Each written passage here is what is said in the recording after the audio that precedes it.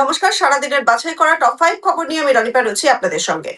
দ্বিতীয় দফার ভোটের আগের রাত থেকেই কেন্দ্রীয় বাহিনী অত্যাচার চালাচ্ছে বলে অভিযোগ করলেন ভবানীপুরের তৃণমূল প্রার্থী মমতা বন্দ্যোপাধ্যায়। তৃণমূল সুপ্রিমো তিনি অভিযোগ করেন, আমি সারা রাত জেগেছিলাম। অবজারভারেরা লোকাল থানায় গিয়ে তৃণমূল কর্মীদের গ্রেফতার করার জন্য চাপ দিচ্ছিল।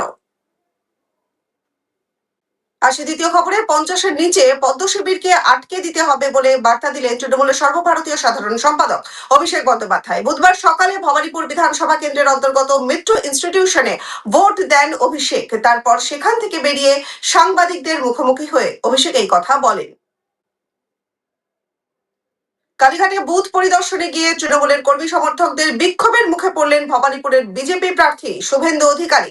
অভিযোগ, তাকে ঘিরে জয় বাংলা এবং চোর স্লোগান দেওয়া হয়। শুভেন্দুর অভিযোগ, বিক্ষোভকারীরা সকলেই বহিরাগত।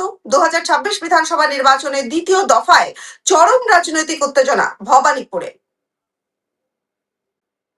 বুধবার সকালে পশ্চিমবঙ্গের ভোটারদের উদ্দেশ্যে বার্তা দিলেন দেশের প্রধানমন্ত্রী নরেন্দ্র মোদী। নিজের এক্স হ্যান্ডেল থেকে একটি পোস্টে তিনি লেখেন, আজ পশ্চিমবঙ্গের দ্বিতীয় দফার বিধানসভা নির্বাচন। আজ যারা ভোট দিচ্ছেন তাদের সকলকে রেকর্ড সংখ্যায় ভোট দিয়ে আমাদের গণতন্ত্রকে আরো প্রাণবন্ত করে তোলার আহ্বান জানাচ্ছে। পশ্চিমবঙ্গের বালি বিধানসভা কেন্দ্রে ভোট গ্রহণ চলাকালীন একটি বুথে ইভিএম মেশিন বিকল হয়ে পড়ায় চরম উত্তেজনা সৃষ্টি হয়। মেশিনের ত্রুটির কারণে ভোটদান প্রক্রিয়া ব্যাহত হওয়ায় ক্ষুব্ধ হয়ে ওঠেন ভোটাররা। পরিস্থিতি দ্রুত উত্তপ্ত হয়ে উঠলে মোতায়েন থাকা কেন্দ্রীয় বাহিনী লাঠিচার্জ করে। এই ঘটনায় দুজনকে গ্রেফতার করা হয়েছে। সারাদিনের গুরুত্বপূর্ণ খবর নিয়ে টপ 5 ছিল এতক্ষণ আপনাদের জন্য। আমি রনিপা ছিলাম আপনাদের সঙ্গে। নজর রাখুন এই সময় লাইভে।